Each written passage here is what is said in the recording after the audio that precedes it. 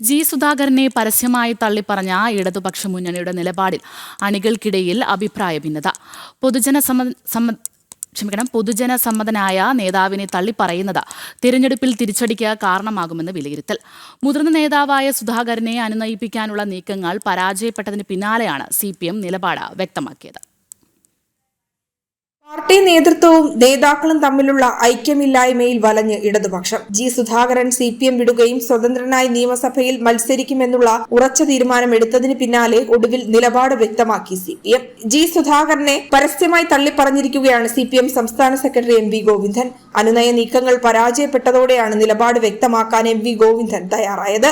എന്നാൽ നേതൃനിരയിൽ നിന്നുള്ള ഈ തുറന്നു പറച്ചിൽ ആശങ്കയ്ക്കിടയാക്കിയിട്ടുണ്ട്. മുതിർന്ന നേതാവും പൊതുസമ്മതനുമായ നേതാവ് പാർട്ടി വിട്ടത് ദോഷം ചെയ്യുമെന്നുള്ള വിലയിരുത്തലിന് പിന്നാലെ MV ഗോവിന്ദൻ തള്ളിപ്പറഞ്ഞ് രംഗത്തെത്തിയത് നിയമസഭാ തിരഞ്ഞെടുപ്പിൽ തിരിച്ചടിക്ക് ഇടയാക്കുമെന്നാണ് അണികൾക്കിടയിൽ ഉണ്ടാക്കുന്ന ആശങ്ക.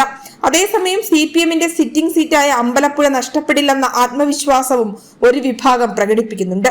എന്നാൽ സുധാകരനെ അനുനയിപ്പിച്ച് കൂടെ നിർത്താൻ സാധിക്കാത്തതിൽ അതൃപ്തി പാർട്ടിക്കകത്ത് തന്നെ പുകയുകയാണ്. ജനം, തിരുവനന്തപുരം.